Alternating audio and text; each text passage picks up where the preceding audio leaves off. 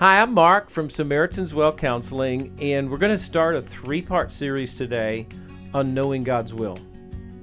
I mean, ever since I started counseling, people have this question about little things and big things of understanding God's will. It's one of the most fundamental things we can understand. And so I want to teach you something I've been teaching for some decades now, and it's a combination of a teaching by George Mueller. A lot of you probably haven't heard of him. I'll explain him in a minute.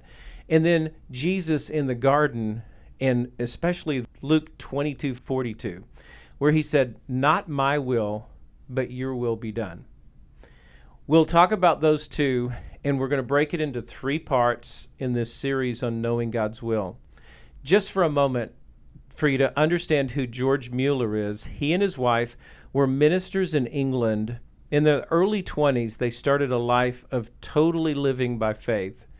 And they were called to have an orphanage. At the time, many children were going to work camps or working at 7 or 8 years old full time.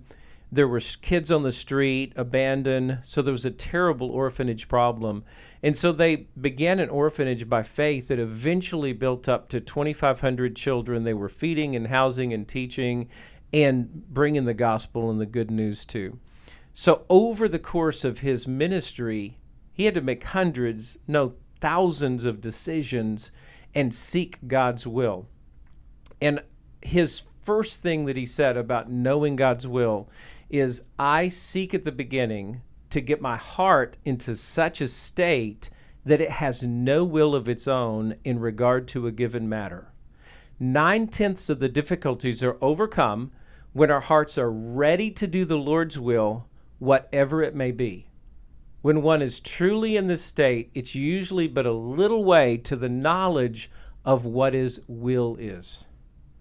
Now consider that statement, that 90% of knowing God's will is a surrender or a willingness to do it no matter what it is.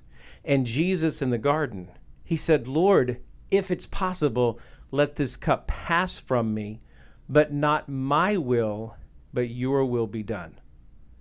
Even Jesus had to come back to the Father 3 times to get totally surrendered. And that's what he was doing, because he knew that when he got surrendered, the will of God would become clear. So when you're considering knowing God's will, you have to consider, what is that cup that you would like to have pass from you? What is it that you're really desiring? Because that has to be surrendered to God to be able to hear from him. So I tell people an example. Oh, I'm really longing to get this new car, this new truck, but I want it to be God's will. Maybe it's not the right timing, because maybe a truck is in my future, but it might not be this week.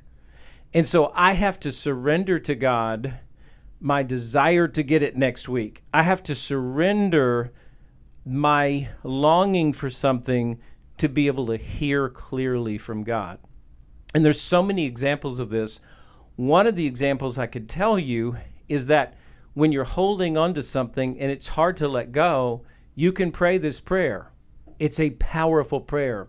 Lord, I'm willing to be made willing to let go of this thing.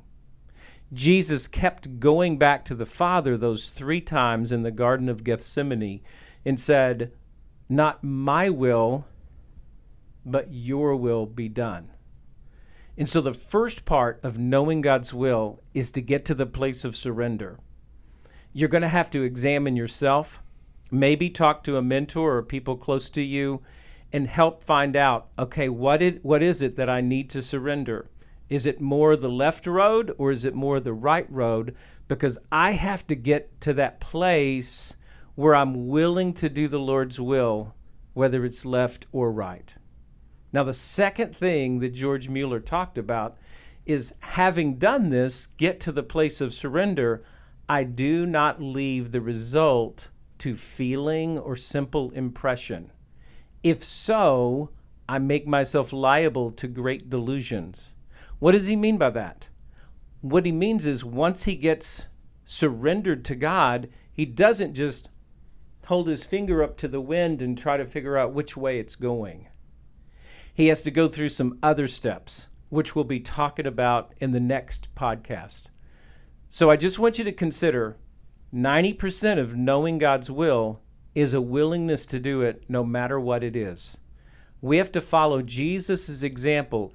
Even he had to get surrendered to God to go to that next step, to go to the next step in his destiny. So stay tuned for next time. Part 2, we'll be talking about the next steps in understanding and knowing God's will. If you enjoyed this podcast, please do us a favor and like, subscribe, and share with others who might need it. And you can find additional resources at SamaritansWell.com.